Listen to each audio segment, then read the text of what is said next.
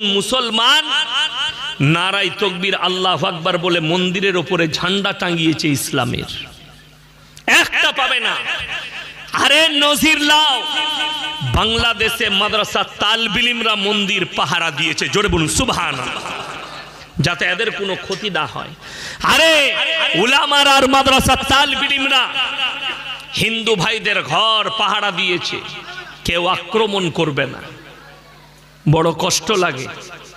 আরে মুসলমানকে তোমরা গালি দাও, ভেবে দেখো, मैं तो कहता हूं अरे अंध भक्तों कहां चले गए तुम लोग।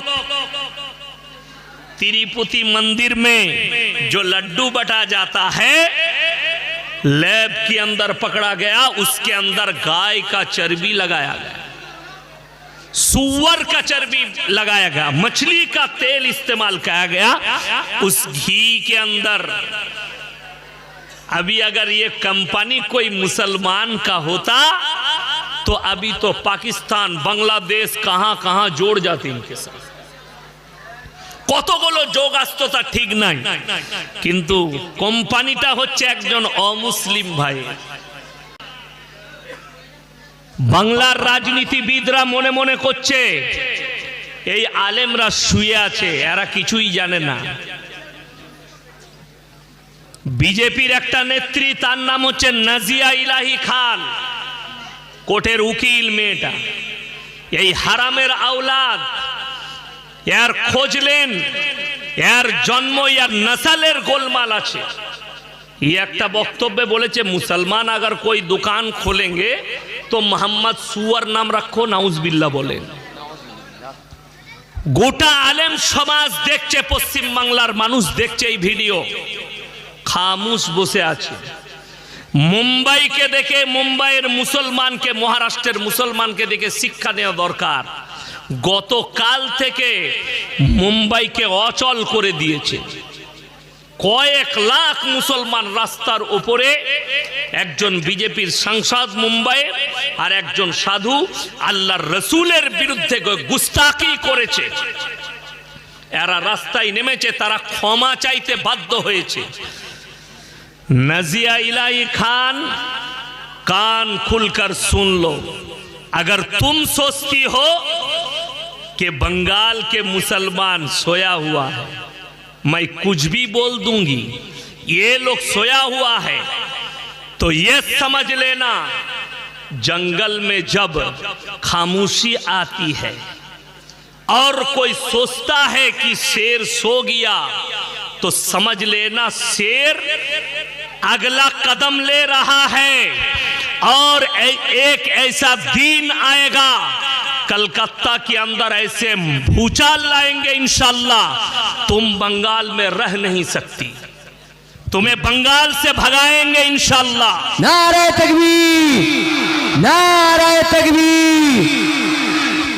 এই মেয়েটা প্রতিনিয়ত আল্লাহর রসুল আর মুসলমানের সম্পর্কে খারাপ মন্তব্য করছে।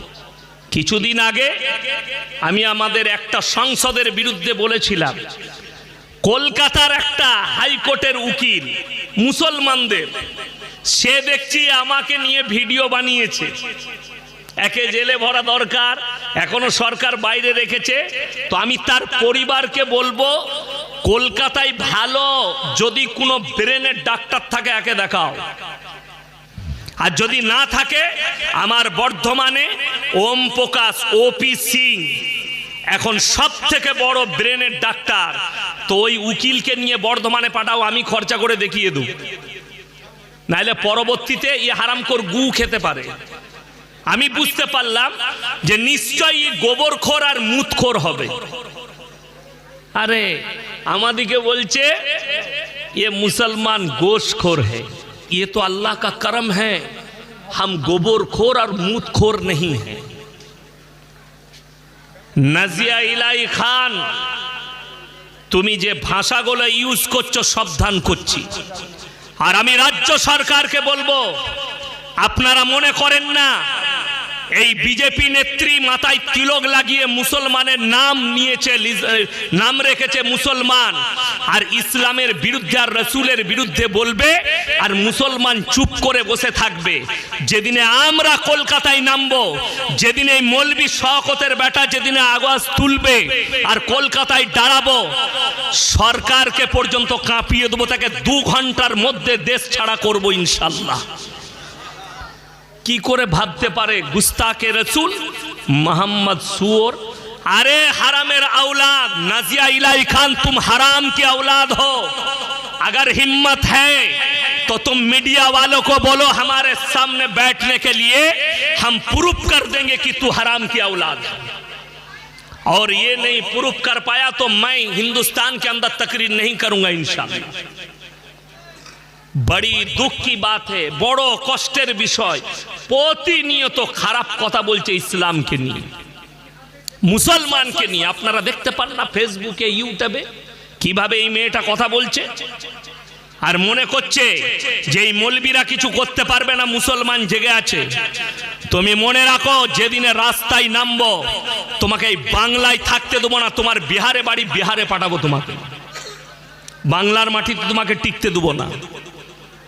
বড় কষ্টের বিষয়, এইগুলো জেনে রেখে দিবেন। নাজিয়া ইলাহি খানকে বলবো, আরে হারামের আওলাদ, ইসলাম রসুল যদি খারাপ হতো, ইসলাম যদি এতই খারাপ, তাকিয়ে দেখ পৃথিবীর শ্রেষ্ঠ ব্রেক ড্যান্সার মাইকেল জ্যাকসন কি দেখে ইসলাম কবুল করলো, জোরে বলুন সুবহানাল্লাহ। পৃথিবীর শ্রেষ্ঠ বক্সিং ফাইটার মাহমুদ আলী আল্লাহ রসুলের আখলাক দেখে ইসলাম কবুল করেছে। মোহাম্মদ ইউসুফ ইউহানা, আজকে ইউসুফ ইউহানা থেকে মোহাম্মদ ইউসুফ হয়ে গেল, ক্রিকেটার ইসলাম কবুল করেছে। এদের আখলাক আর চরিত্রকে জিজ্ঞেস করো, এরা কি দেখে ইসলাম কবুল করেছে। আমি বলে যাচ্ছি, একটা মৌলবীর মুখ থেকে শুনিয়ে দেন কেউ রামের বিরুদ্ধে কোনো খারাপ কথা বলেছে? বলেছে আজ পর্যন্ত? বলেনি। একটা প্রুফ দেখাও, আর আমি মুসলমানকে নিষেধ করে যাব, কারো ধর্মকে গালি দিও না, এটা রাসূল সাল্লাল্লাহু আলাইহি সাল্লামের হাদিস। কারো দেবদেবীকে গালি দিও না, কারো ধর্মকে গালি দিও না, সে তোমার আল্লাহকে গালি দিবে। আর এই হারামখোরের আওলাদরা 24 ঘন্টা ইসলামের বিরুদ্ধে গালি দিচ্ছে। তবে একটা কথা বলে দিই, যে জিনিসের চর্চা বেশি সেই জিনিসের দাম বেশি, জোরে বলুন সুবহানাল্লাহ।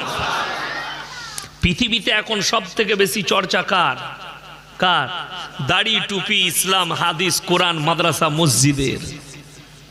আসামের মুখ্যমন্ত্রী হিমন্ত বিশ্ব শর্মাজি একটা ভিডিও স্কিপ দেখলাম, তিনি বলছেন ইসলাম খতম हो जानी चाहिए, इस्लाम करुणा की तरह खत्म हो जानी चाहिए। अरे मेरे दोस्त, तुम एक मिनिस्टर हो, तुम्हें सोच समझकर बात कहनी चाहिए। तुम तो बड़ी दूर की बात, तुम जरा इतिहास उठाकर देख लो, फिरौन आया था मूसा को मिटाने, खुद मिट गया। जरा उठाकर देख लो, नमरूद आया था इब्राहिम को जलाने, खुद खत्म हो गया। अल्लाह की कसम, अल्लाह रसूल अल्लाहर हबीब सल्लल्लाहु अलैहि वसल्लम কাবা ঘরে কোরআন পড়ছেন। কোথায় বললাম? কাবা ঘরে। আজকে তো পৃথিবীতে 250 কোটি মুসলমান, তখন মুষ্টি কত? 20টা 30টা 40টা মুসলমান মক্কায়। আল্লাহর হাবিব কোরআন পড়ছেন কাবা ঘরে। বেঈমান কাফেররা বাইরে তাবলীগ শুরু করেছে, কিসের? ওয়াকালাল্লাযীনা কাফারু লা তাসমাউ লিহাযাল কুরআন ওয়ালগাউ ফীহি লাআল্লাকুম তাগলিবুন। হে লোকেরা শোনো, নবী যে কোরআন আবৃত্তি করে সে কোরআন তোমরা শ্রবণ করো না, হাততালি মারবে আর কানেতে আঙ্গুল দাও। আল্লাহর কসম, তারপরও ইসলামকে রুখতে পারেনি, পৃথিবীতে ছড়িয়েছে। জোরে বলুন সুবহানাল্লাহ। আল্লাহ রাসূল সাল্লাল্লাহু আলাইহি সাল্লামের আখলাক আর চরিত্রের দ্বারা ছড়িয়েছে, আখলাক আর চরিত্রের দ্বারা। একটা মুসলমান নাজিয়া ইলাহি খানের মতো হারামের আওলাদকে বলছি, তুমি হিন্দুস্তানে একটা প্রমাণ দাও 100টা মানুষের মধ্যে 70টা বেনামাজি লোক পাওয়া যাবে আমাদের সমাজে। ঠিক বললাম না ভুল বললাম? 5 ওয়াক্তের নামাজ পড়া ফরজ না ফরজ নয়? ফরজ। এটা জানার পরে যে নামাজ পড়বে না সে গুনাহ করছে না ভালো কাজ করছে? রসুলের হাদিস, যার নামাজ নেই তার মধ্যে ইসলাম নেই। যারা বেনামাজি বসেছেন এখানে তারা কান খুলে শুনবেন, যার নামাজ নেই তার মধ্যে ইসলাম নেই। একটা মুসলমান আর অমুসলিমের মধ্যে সব থেকে বড় যে পার্থক্য সেটা হচ্ছে নামাজের। এটা মাথায় রাখবেন। এই নামাজ মারাত্মক এমন একটা হাতিয়ার, যারা পাপে জড়িয়ে আছে। কোরআন বলছে ইন্না সলাতা তানহা আনিল ফাহশাই ওয়াল মুনকার। নিশ্চয় নামাজ এমন একটা ইবাদত, মানুষ যখন অশ্লীল কাজ করে, সে যখন নামাজ পড়বে তাকে অশ্লীল কাজ থেকে, খারাপ কাজ থেকে সরিয়ে ভালো কাজের দিকে নিয়ে যাবে। জোরে বলুন সুবহানাল্লাহ। তাহলে নামাজ একটা মারাত্মক দামি জিনিস, এবং ইসলামের দৃষ্টিকোণে নামাজ একটা মুসলমানদের জন্য ফরজ ইবাদত, অর্থাৎ সে নামাজি হবে। আপনি মুসলমান দাবি করেছেন, আপনি বালিগ হয়েছেন, নামাজ আপনার ফরজ। যদি নামাজ পড়েন না, আপনার মধ্যে ইসলাম নেই। এটা রসুলের হাদিস। চলুন, কোরআন এমন একটা মুকাদ্দাস কিতাব, গোটা পৃথিবীর বায়োডেটা আল্লাহ কোরআনে ভরে দিয়েছে। যদি আপনি চান, আজকে যারা আমাদের যুবক যুবতী যারা আছেন তারা ভালো করে শুনবেন। কচি কাঁচা যুবক যুবতী যারা মনে করছেন যে যুগটা আমরা পেরুচ্ছি, এই মৌলবীরা জানে না এটা মডেলিংয়ের যুগ, যারা ভাবছে, আল্লাহর কসম খেয়ে বলে যাচ্ছি, আল্লাহর কসম খেয়ে বলে যাচ্ছি, যেদিনে ইসলাম এসছে সেই দিনে মডেলিং ছিল, আজকে আছে, কিয়ামতের সকাল পর্যন্ত কোরআন এবং ইসলাম মডেলিং থাকবে। জোরে বলুন সুবহানাল্লাহ। তুমি যেটাকে মডেলিং বলছো, এটার নাম হচ্ছে বর্বরতার যুগ। বর্বরতা কাকে বলে? ইতিহাস খুললে পাবে। নবীজি সাল্লাল্লাহু আলাইহি ওয়াসাল্লাম দুনিয়াতে আসার পূর্বে যে যুগটা ছিল ওটার নাম বর্বরতার যুগ। নবীজি আসার আগে মানুষের ব্যবহার কেমন ছিল, নারী পুরুষ কিভাবে চলাফেরা করত, জিনা তাদের কাছে আম ছিল, পরকিয়া তাদের কাছে আম ছিল, পোশাক পরিচ্ছদের কোনো কিচ্ছু ছিল না। মা বোন চিনত না জিনা সম্পর্কে, বোনের সাথে জিনা করত, মায়ের সাথে জিনা করত, বিটির সাথে জিনা করত। এটার নাম ছিল বর্বরতার যুগ। আল্লাহ রসুল সাল্লাল্লাহু আলাইহি সাল্লাম বললেন, হে আমার সাহাবীরা শোনো, আখরি জামানায় কিয়ামতের পূর্বে এমন একটা যুগ আসবে, পুরনো যুগের বর্বরতার যুগের পাপগুলো মডেলিং হয়ে তাদের কাছে ফিরে আসবে। আজকে একটা নারী, সে নিজেকে ছোট পোশাক পরিয়ে লোকের সামনে দাঁড় করিয়ে সে নিজেকে মনে করছে আমি একটা মডেলিং মেয়ে। কথাটা বুঝতে পেরেছেন? কলকাতায় যান, আরো যারা আছে, এখন জানেন তো, যদি আপনি লোককে চিনাতে চান যে মানুষ আমাকে চিনুক, আপনি যদি আন্ডার প্যান্ট পরে চা বিক্রি করেন, গোটা ভারতের লোক আপনার কাছে চা খেতে আসবে। চাটা কেমন লয়, আপনার আন্ডার প্যান্টটার জন্য আসবে। কথাটা বুঝতে পারেন? আমি সপ্তাহখানেক আগে দেখছিলাম মোবাইলে, আমি গাড়ি ছেড়ে মালদা থেকে আসছি তো মোবাইলে খবর দেখি, তো আমার চোখে পড়লো ছোট প্যান্ট পরে আপনাদের হাওড়া জেলায় একটা মেয়ে চায়ের দোকান খুলেছে, সব যুবকরা তার কাছে ভিড় লাগাচ্ছে। চায়ের ভিড় নয়, ভিড়টা হচ্ছে তার জাঙ্গের, তার বডির, তার ঢাঁচের। এটা যদি মডেলিং হয়, জেনে রেখে দিবেন, হাওড়া জেলায় সব থেকে বড় মডেলিং হচ্ছে কুত্তাগুলো, যারা কোনো পোশাকই পরে। পুরুষ হলে, নারী হলে শরীর ঢাকতে হবে।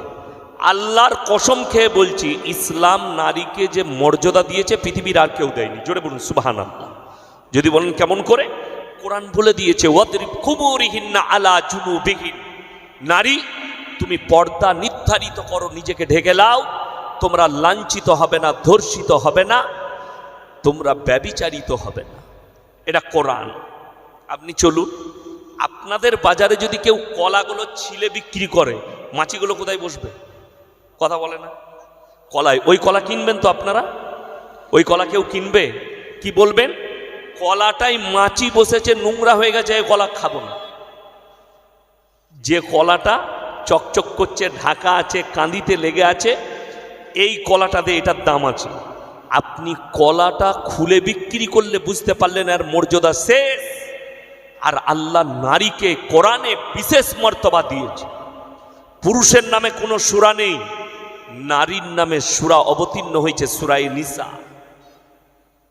মেয়েদের নামে অবতীর্ণ হয়েছে। এখানে খালি নারীর মর্যাদা, নারীর ইজ্জতের কথা, নারীর হকের কথা, ইসলামে হক না হকের কথা আল্লাহ তাআলা এখানে বুঝিয়েছে। ওই জন্য কোরআনে 4 পারা একবারই শেষ পৃষ্ঠায় আছে, হুররিমাত আলাইকুম উম্মাহাতুকুম ওয়া বানাতুকুম ওয়া খালাতুকুম ওয়া বানাতুল আখি ওয়া বানাতুল উখতি। কার সঙ্গে তোমার বিবাহ করা জায়েজ, কার সঙ্গে না জায়েজ। আমি সেদিনে দেখলাম দিল্লিতে এক ভদ্র মহিলা, মাথায় তিলক আছে, তিনি মিডিয়ার সামনে বলছে, ये मुसलमान लोग अपने बहन से शादी करते, मुसलमान अपने बहन से शादी करते हैं, ये लोग अपने भाई से शादी करती है। কলকাতার এক হারামের আওলাদ জন্মেছে, তার নাম নাজিয়া ইলাহি খান। এই হারামের আওলাদ প্রতিনিয়ত গালি দিচ্ছে। এ কোনো অমুসলিম ঘরে জন্ম নেয়নি, মুসলমান ঘরে জন্ম নিয়েছে। আমি 1 মাস আগে একে টার্গেট করেছি। এ কোন কোর্টের উকিল জানি না, একে যে উকিলের সার্টিফিকেট দিয়েছে সে এক হারামের আওলাদ। দেহ ব্যবসায়ী মেয়ে প্রতিনিয়ত গালি দিচ্ছে, বলে মুসলমান ঘর মে রहोगी তো तुमको अपने भाई से निकाह करना पड़ेगा। আমি আপনাদেরকে এমন একটা প্রুফ দেব, দিমাগটা আউট হয়ে যাবে। এটা কোনো মুসলমান নয়, সনাতনী ভাই বিহারে डायरेक्ट मीडिया सामने बोलचे, बोले तुमने इसके साथ निकाह किया, ये कौन है? बोले मेरा सगा भाई है। আমার কাছে মোবাইল আছে, আমি বললি এখনই রেকর্ডিং শুনিয়ে দেব। ये मेरा सगा भाई है। আমার মুসলমান ভাই, আপনি রাস্তায় কোনো অমুসলিম ভাইকে আপনি আপনার ইসলাম বুঝাতে পারছেন না কেন? আপনার কাছে কোরআন হাদিসের জ্ঞানই নাই, বুঝাবেন কি করে? বাংলা মানা কোরআন বেরিয়েছে না বেরোয়নি? বড় বড় আলেমের লেখা বই বেরিয়েছে না বেরোয়নি? কিন্তু ওটা তো আপনার পছন্দ নয়। আজকে ভেবেলেন কিয়ামত কত কাছে আসছে। এই হাওড়া জেলার কথা বলছি, জায়গার নাম করব না। অমুসলিম ভাইরা তাদের ধর্ম পালন করছেন, তারা ঠাকুর ভাসাতে ঢোল বাজনা নিয়ে বেরিয়েছে। আপনি থানায় গিয়ে মুসলমান অভিযোগ করছে আমার নামাজের ডিস্টার্ব হচ্ছে, আমাদের পাড়ার সামনে দিয়ে ঠাকুর ভাসাতে যাচ্ছে ডিজে বাজি, আমার নামাজের ক্ষতি হচ্ছে। কত দুঃখ লাগে যে একটা অমুসলিম ভাইটা, সেকুলার দেশ, সবাই নিজের নিজের ধর্ম পালন করবে, তোমার মসজিদের সামনে দিয়ে রাস্তা দিয়ে ডিজে বাজিয়ে ঠাকুর ভাসাতে গেছে, তোমার ক্ষতি হয়েছে ইমানের, তোমার নামাজের। অথচ হাওড়া জেলায় দেখিয়ে দেবো ঈদের দিনে পাড়ায় পাড়ায় হারামখোরগুলো ডিজে বক্স বাজাচ্ছে, তখন তোর নামাজের ক্ষতি হয় না। কথাটা বললাম ঠিক না ভুল? আপনাদের হাওড়া জেলায় বাজে না বাজে না? আমি ঈদের দিনে জলসা করতে এসে দেখে দিয়েছি, একবারই সলব থেকে পাঁচলা পর্যন্ত রোডের গায়ে যতগুলো পাড়া আছে, রোডের সাইডে ডিজে বাজাচ্ছে মসজিদের পাশে, তখন তোমার ইমানের ক্ষতি হয় না? বড় কষ্ট লাগে। এরা কাদের ঘরের ছেলে? ইসলামে গান বাজনা জায়েজ না না জায়েজ? কথা বলেন। হারাম। যদি গান বাজনা হারাম হয়, যে মুসলিম ছেলেগুলো করছে তারা হারাম কাজ করলো না কি কাজ করলো? হারাম কাজ। তাহলে তারা হারামখোর, হারাম কাজ করছে। আপনারা বলুন, কলকাতা টাউনে বাস করছেন, সুদ খাওয়া হারাম না হালাল? কথা বলে না? হারাম। মুসলমান সুদ খায় না খায় না? যদি বলেন সুদ হারাম কে বলেছে? আমি বলিনি, কোন আলেম বলেনি, কোরআন বলছে ওয়াহাল্লাল্লাহুল বাইয়া ওয়া হাররামার রিবা, তোমাদের জন্য সুদকে হারাম করেছে আর ব্যবসাকে হালাল করেছি। এরপর যদি এটা জেনে শুনে কোনো মুসলমান সুদ খায়, সে আল্লাহর বিরুদ্ধে যুদ্ধ ঘোষণা করলো না করলো না? সে রসুলের বিরুদ্ধে যুদ্ধ ঘোষণা করলো, কোরআনের বিরুদ্ধে গেল, সে আর মুসলমান কি করে রইল? যদি জেনে শুনে কাজ করে, যে জানি সুদ খাওয়া হারাম কিন্তু আমাকে বড় লোক হতে হবে, অর্থাৎ সুদ খাবো, আমি ইয়াসিন ফতোয়া দিয়ে গেলাম, এই ফতোয়া যদি কোনো বাপের বেটা মুক্তি কাটে, আমি হাওড়া জেলায় এসে ইস্তেগফার করে যাব, তাকে মুসলমান বলা যাবে না। যে জেনে শুনে সুদ খাচ্ছে সে আল্লাহর বিরুদ্ধে সংগ্রাম করলো। রসুলের হাদিস, 1 টাকা যদি কেউ সুদ খায়, মায়ের সঙ্গে 36 বার জিনা করার সমান পাপ হবে। আপনি ভেবে দেখুন, রসুলের হাদিস। আপনি রসুলের বিরুদ্ধে যুদ্ধ ঘোষণা করলেন, যে রসুল 1500 বছর আগে, যাকে বলছেন আমি রসুলের উম্মত, যার কাছে গর্ব করে বলছেন আমি মুসলমান, আমি আল্লাহকে বিশ্বাস করি। তুমি যদি আল্লাহকে বিশ্বাস করতে, তুমি সুদখোর হতে না। তুমি যদি রসুলকে বিশ্বাস করতে, তুমি সুদখোর হতে না। তোমার যদি কোরআনের প্রতি মহাব্বত থাকতো, তুমি সুদখোর হতে না। লটারি ইসলামে হালাল না হারাম? হারাম। আমি হাওড়া জেলায় দেখিয়ে দেবো, মুসলমান লটারি কাটছে, প্লাস মুসলমান লটারি বিক্রিও করছে। ঠিক বললাম না ভুল বললাম? আমি প্রমাণ দিয়ে দেবো, 5 লাই দেবো, সলম্বরে দেবো, আপনাদের এইখানেই দিয়ে দেবো। আমি মুসলমান লটারি বেচছে প্লাস লটারি কাটছে। লটারি হারাম কেন আপনি যদি প্রশ্ন করেন, বলে দিচ্ছি। ভাগ্যের মালিক সকলে বলুন কে? আরো জোরে বলুন, আমি কানে কম শুনি। একমাত্র আল্লাহ হচ্ছেন ভাগ্যের মালিক। তাইলে আপনি ভেবে দেখুন, ভাগ্যের মালিক যদি আল্লাহ হয়, তাইলে একটু চিন্তা ধারালেন আপনি, যে আপনি বলছেন ভাগ্যের মালিক আল্লাহ। আপনাদের হাওড়া স্টেশনে যদি সকালবেলায় যান, গঙ্গার ধারে চট বিছিয়ে বসে আছে, ছিঁড়া চট বিছিয়ে বসে আছে, অন্য তেল পাই নাই, হারামখোর সরষের তেল মেখে এইছে, সকালবেলায় তেল মেখে গা ধুয়েছে, সাবানও জুটে না তার, অ্যাটার্চি খুলে বসেছে। অ্যাটার্চিতে 50 রকমের আংটির পাথর, সামনে একটা কাগজ বিছিয়েছে, কাগজে বিভিন্ন রকম ছবি আছে।